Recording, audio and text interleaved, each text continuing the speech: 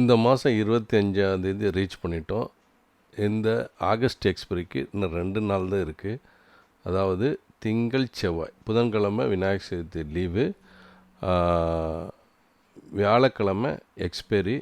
ரொம்ப இம்பார்ட்டண்ட்டான நாளாக இருக்கும் இந்த 2 நாள். ஏன்னா பல நியூஸ்கள், பல முக்கிய முடிவுகள் உலகத்தில் இது எல்லாமே இருக்குது. சரி, நம்ம ஒன்பது வேணால் பார்ப்போம். இது இல்லாமல் எக்ஸ்பைரி கூட சென்செக்ஸ் எக்ஸ்பைரி வந்து வியாழனுக்கும் நிஃப்டி எக்ஸ்பைரி செவ்வாய்க்கும் மாற்றப்படுது. அடுத்த மாதத்துலேருந்து இதை கிராஸ் செக் பண்ணிக்கோங்க நீங்கள். சரி, இப்போது நம்ம மார்க்கெட்டுடைய விஷயங்களை பார்ப்போம். ஃபெட் ரேட் கட் ஆகுங்கிறது ஒரு டோவிஸ் கமெண்ட், பவலுடைய கமெண்ட்னால யூஎஸ் மார்க்கெட் எல்லாமே அப்சைடு.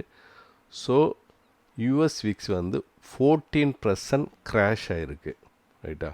அதே மாதிரி கிஃப்ட் நிஃப்டி ஹையர் சைடு 100 பாயிண்ட்ஸுக்கு மேலே ஹை சைடு ட்ரேட் ஆகி முடிந்தது. இனிமேல் 6:30க்கு நமக்கு தெரிய வரும். அப்போது நம்ம நிஃப்டி கேப் அப் 100 பாயிண்ட்ஸுக்கு மேலே கேப் அப் ஆகுமா இல்லை அது இக்னேர் ஆகுமாங்கிறது இனிமேல் தான் தெரிய வரும்.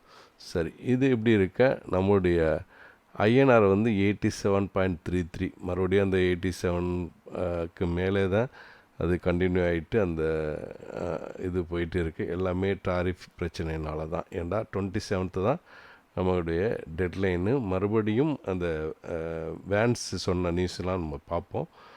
24,870 க்ளோஸ் ஆகிருக்கு, அதாவது 25,000க்கு கீழே. ஆனால் இப்போது கிஃப்ட் நிஃப்டி 25,000 மேலே ஓப்பன் ஆகும்போது ஒரு ஐயம் இருக்குது, பார்ப்போம்.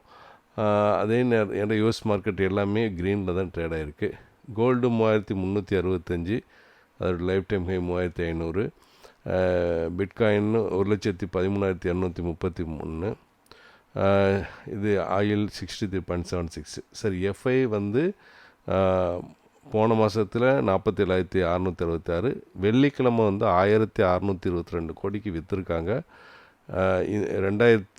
25,751 கோடிக்கு இந்த மாதத்துலேயே ஃபுல்லாக விற்றுருக்காங்க. சரி, மணிக்கொண்டரில் ஒரு நியூஸ் வந்திருக்கு. டிஐஸ் வந்து எஃப்ஐயை விட டபுள் டைம்ஸ் பை பண்ணியிருக்கிறதாக. அதாவது DI inflow hit record high over past 12 months, double the FI outflow அப்படிங்கிறாங்க மணிக்கொண்டரில். அதே மாதிரி நம்ம ஆப்ஷன் செயின் டாட்டாஸ் லாஸ்ட்டாக பார்த்தது வந்து சப்போர்ட் சைடு 24,000 25,000 ஓப்பன் இன்ட்ரெஸ்ட் அதிகமாக இருக்குது. அதே நேரத்தில் ரெசிஸ்டன்ஸ் சைடு வந்து 24,900 to 25,500 எல்லாமே 100 இதில் வந்து ஓப்பன் அதிகமாக இருக்குது. இப்போது யூஎஸ் மார்க்கெட்டு பாசிட்டிவ் பண்ணுறதுனால இந்த டேட்டாஸ் மாறலாம் லைவ் மார்க்கெட்டில், ரைட்டா. சரி, இப்போ வந்து சில ஏடிஆரில் செக் பண்ணிடலாம். ஏடிஆர் வந்து ஒரு மிக்ஸ்டாக தான் இருக்குது. இப்போ ஹெச்டிஎஃப்சி பார்த்திங்கன்னா 2% டவுன் ஆகி முடிந்தது. ஆனால் ஆஃப்டர் ஹவர்ஸில் 1.25% அப்பு. ஐசிஐசிஐ 1.25% டவுனு, அப்புறமா ஆஃப்டர் ஹவர்ஸில் ஃப்ளாட்டு. விப்ரோ 3/4% அப்பு, அப்புறம் ஆஃப்டர் ஹவர்ஸில் 3/4% டவுனு. இன்ஃபோசிஸ் 1.25% அப்பு, ஆஃப்டர் ஹவர்ஸில் 1/4% அப்பு. Reliance TRC 1/4% town. சரி, சில நியூஸ் பார்த்துட்டு அப்புறம் டெக்னிக்கலாக பார்ப்போம். அப்புறம் குளோபல் மார்க்கெட் பார்த்துக்கலாம். குளோபல் மார்க்கெட்டு நடந்து முடிஞ்சது வந்து ஏற்கனவே to Jones flat, S&P 500 1.5% Appu, Nasdaq 1.25% Appu, Europe FTSE 1/4% Appu, CSC Italy 1/2% Appu, dx Germany 1/4% Appu. Asian market ஜப்பானிக்கு 1/2% Appu, Singapore state times 1/2% Appu, Korea கோஸ்பி 1/2% Appu, ஜாக்கத் Indonesia 1/2% town, சங்கை China 1.5% அப்பு. So global market எல்லாம் upside தான் வெள்ளிக்கிழமை நடந்து முடிந்தது. அந்த டோயிஸ் கமெண்ட்னால் அப்படின்னு சொல்லி நமக்கு தெரிஞ்ச விஷயந்தான் அது. இப்போது நம்ம நிஃப்டி எப்படி ரியாக்ட் பண்ண போகுதுங்கிறது தான் இப்போ ஒரு $1 million கொஸ்டின். அதுக்குள்ளே சில நியூஸஸ் பார்த்துட்டு நம்ம என்ன நடக்கலாங்கிறது பார்ப்போம். ஃபஸ்ட்டு நியூஸாக வந்து ஒரு பாசிட்டிவ் நியூஸு. அதாவது 55 மில்லியன் விசா ஹோல்டர் வந்து ஒரு ரிஸ்க் இருக்கிறதாக முன்னாடி ஒரு நியூஸ் இருந்தது இந்துஸ்தான் டைம்ஸில்.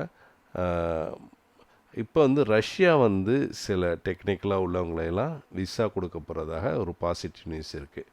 அப்போது அமெரிக்கா கொஞ்சம் யோசனை பண்ணும். அது ஒரு முக்கியமாக ஒரு பாசிட்டிவ் நியூஸாக நம்ம பார்க்கப்படுது. அடுத்ததாக வந்து மெயினான நியூஸ்லாம் இருக்குது.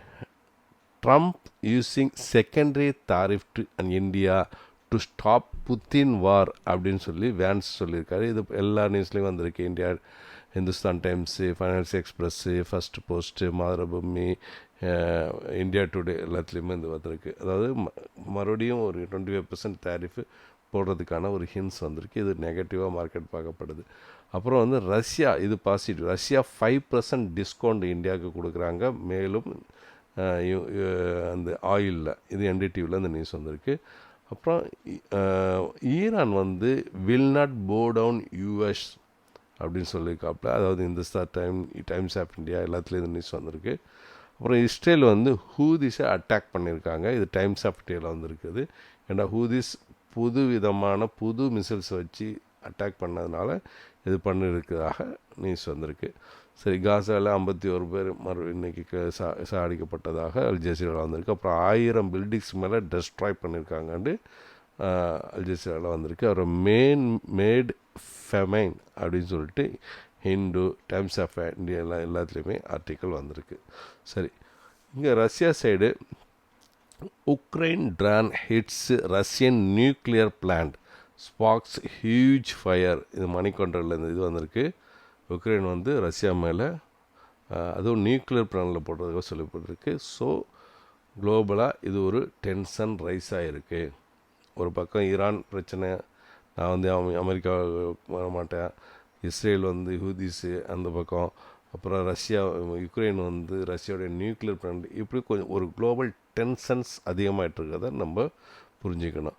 அப்புறம் வந்து இங்கே நம்ம லோக்கலாக வந்து ஃபஸ்ட்டு டைம் வந்து இந்த பேங்க் லோன்லாம் வாங்குறாங்கள்ல, இவங்களுக்கு மினிமம் சிபில் இருந்தாலே போதும்னு சொல்லிட்டு சொல்லப்பட்டதுக்காக இது வந்து பேங்க் நிஃப்டிக்கு ஒரு பாசிட்டிவானது. இது மணி கண்ட்ரோலில் நியூஸு. அதே மாதிரி ஃபெட் சேர்மன் ஜாக்சன் ஹோலில் expression hard road ahead of central bankers அப்படின்னு சொல்லியிருக்காப்புல. இது வந்து மைனஸ் பேங்க் நிஃப்டிக்கு. ப்ளஸ்ஸு மைனஸ் ரெண்டுமே இருக்குது பேங்க் நிஃப்டிக்குள்ள நியூஸு. சரி, இப்போ டெக்னிக்கலாக வந்துடும். 50 மூவிங் ஆச்சு கீழே இருக்குது. இது ஒரு 4 நாள் தொடர்ந்து ஏறின மார்க்கெட்டை ஒரே நாள்லேயே கீழே இறக்கிட்டு அதோடு முடியாமல் யூஎஸ் மார்க்கெட்டு மறுபடியும் மேலே ஏறி கிஃப்ட் நிஃப்டி மேலே ஏற்றி வச்சுருக்கு.